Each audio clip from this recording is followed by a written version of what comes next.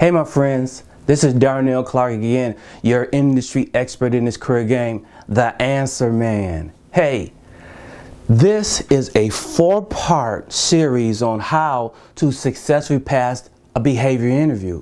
One of my subscribers asked me a lot of questions on behavior interviews, and so I made a 4-part series. It is awesome, so stay tuned.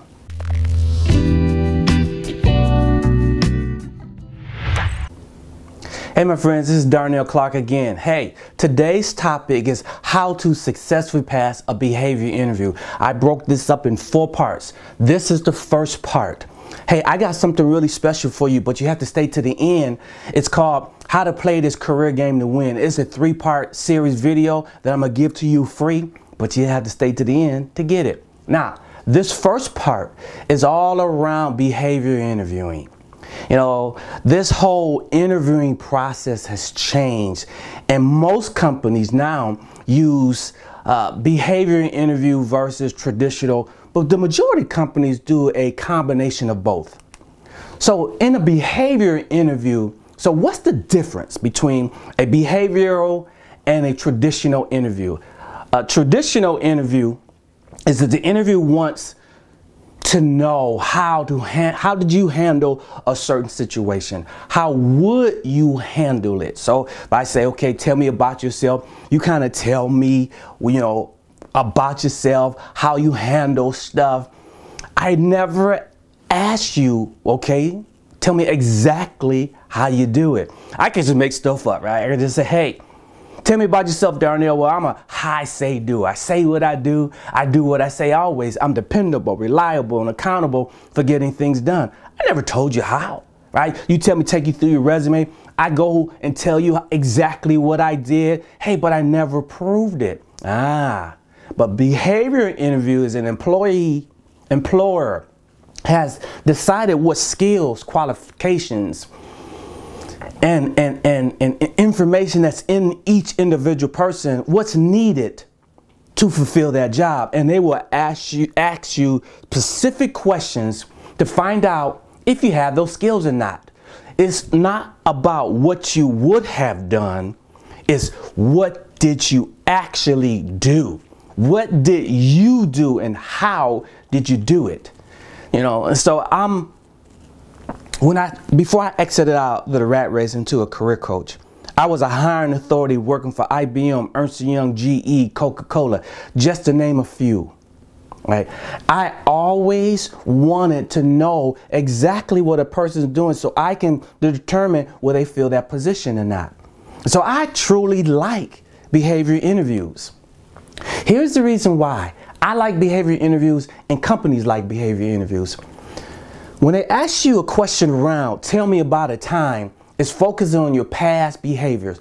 You gotta have, it's a story base. It is a predictor that what you did in the past is a predictor of what you'll be able to do in the future.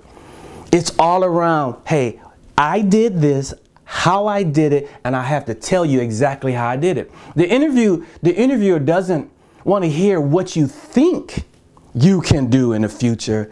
The interview wants to know what you have done and what you actually have done, and you have to prove it and show it and tell it. What did you actually do? That's why I used to love behavior interviews. So this first part is all around, this is how it used to be with the traditional, and this is the behavior interview. And here's why the companies like it, and I do too. See, companies like behavior interviews because you can't fool them. You can't just be making stuff up. You know, when I ask you, why should I hire you? Tell me about yourself. Give me your differentiation. You could just make stuff up. You could just go through your resume, put anything on your resume, and I will never know because I never ask you exactly how you do things. You can't just make stuff up in a behavior interview, and that's why most companies like it. You will have to back up everything you said in real life examples and stories. The bottom line is that it's around potential scenarios. It's not around potential scenarios, what I think I could do, what I think I should be doing. No, they want to know specific, quantifiable answers, and you got to break it down to the nth term. It almost make it impossible to fabricate, make stuff up, and lie during an interview. So let me say one thing. Never lie. Never stretch the truth. Never be dishonest on your resume or interview. And I've been through multiple times I was interviewing people, and I caught a couple people in a lie. See, when I ask you something and you don't have it, it's better just say I don't have it than make it up. See, if you don't have it, then it's on me to determine if I want to bring you in and teach you and train you. But when I catch you in a lie, it's all around, can I trust you? It's all around integrity. If you have integrity issues, there's nothing I could do for you. If you lie about this, which is so minute, so minuscule, if you lie about this, what else you gonna lie about? What else have you lied? So never, ever stretch truth or lie during an interview or on your resume, ever. So to get yourself ready for a behavior interview is all around the STAR method. Yes, S-T-A-R, S for situation, T for task, R for results. The situation, you must describe a time, a situation, and you have to describe it to the utmost, to the T, right? T is for task. You must be able to tell the interview that you had to solve or resolve some type of issue. A is for action. Actions, you have to describe in detail, right? What actions did you take? How did it work? And R is results. What results came from your actions? That's how it is. You know, people get freaked out on behavior interviewing. It really isn't that difficult if you practice.